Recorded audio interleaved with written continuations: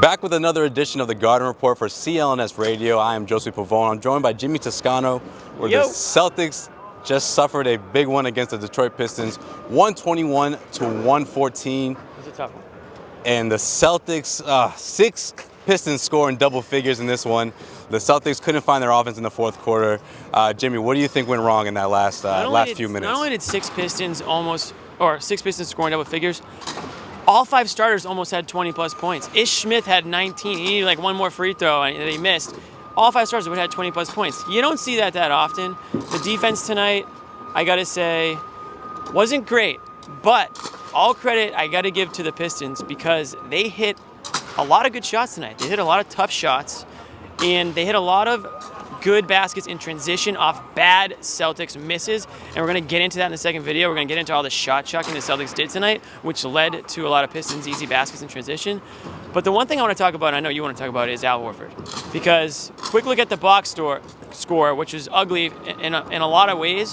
One of the things that stood out to me right off the bat and stood out to Brad Stevens was the fact that Al Horford only had 5 shot attempts tonight, which is, in the words of Jay Crowder, unacceptable. Yeah, I agree with Jay Crowder. I think that's completely unacceptable because I thought that despite the fact that the Pistons managed to score at such a high rate, you know, they had a third quarter where they scored over 60% from the field, the Celtics were never really out of it. I mean, the Pistons never really pulled ahead with a huge double-digit lead, you know? And I feel like when that happens, the best thing to do is to slow things down. And I feel like the Celtics offense just sort of kept selling for shots. They were really quick in their offense. I would love to see them go into the paint with Al Horford. I really wanted to see some more Isaiah Thomas in that fourth quarter. I can't talk about that enough. But first thing first, like you said, let's talk about Al Horford and the fact that he only took 9 shots in this one. 5 shots. Worse than 9. Right, worse than 9. He only shot 5 attempts, and we barely saw him make any big plays in the fourth quarter. So I would love to see Brad Stevens sort of work the offense with him. I mean, this is the guy that you signed to form a 1-2 punch with Isaiah Thomas. I don't think that guy should be only taking 5 attempts. No, and it does fall on his teammates to find him and get him the ball, and that's going to come in time because don't forget, Horford's only played a handful. I mean, the guy's missed 10 games already this year. They've only played 8 or 9 games with him, so that's going to come in time, but they do need to make a point to get him the ball more. I know Horford said after the game that the Pistons were doing a good job defending him. They were doubling him. They were sticking with him. Guards were switching on him. So that took him out of the game offensively a bit, but he needs to also work harder and create shots for himself. I know that's not his game. I know he's not the Isaiah Thomas, but he does need to find a way to get more shots as well as the Celtics teammates do. Speaking of Isaiah, we'll touch on this real quickly. I appreciate the Celtics making the dramatic comeback early in the fourth quarter, 11 straight points with Isaiah on the bench. But he didn't come into the game until about 5 minutes left in the fourth quarter, and at that point they were down 8 again. What do you think about it? I mean, do you think that was a mistake on Brad Stevens' part? Well, what Brad Stevens said after the game, I mean, he made a good point, the fact that he played the entire third quarter, but I think that's something that he needs to start monitoring going forward.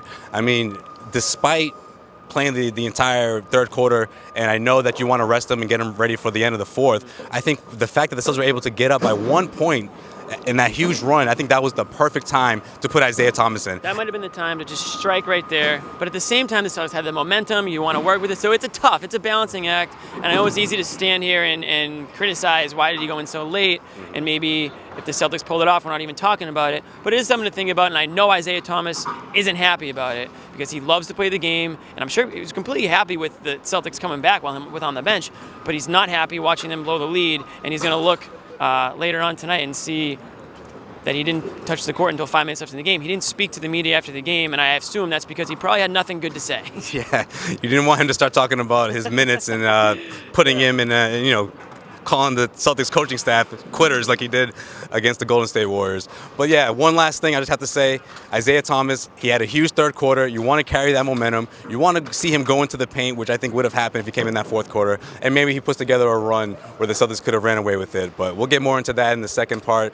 Guys, I got to remind you that this Garden Report, of course, is sponsored by Blue Apron. Head over to blueapron.com. This is actually an apron. You can't see it, but this is actually an apron under this. Yeah, that's right. I wore my Blue Apron tonight because I've been crushing Blue Apron meals, especially at the holidays.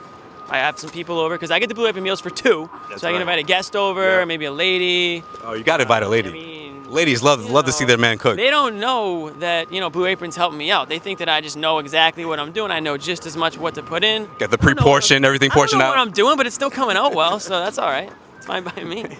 Yeah, it's a perfect time for the holidays, guys. Sign up for blueapron.com/Garden Report, where you can get 3 free meals, including free delivery, and get yourself a great meal where you can share with you and maybe a special lady. Guys, make sure you check that out. For all our lady listeners and male listeners. If you want to impress your man, ladies, head over to blueapron.com/Garden Report and get yourself signed up. We're coming back with part 2, guys. Stay tuned. We'll talk about Isaiah Thomas and Marcus Smart, Isaiah Thomas, and the shot chucking. And everything else that went wrong in this game for the Celtics. Coming up.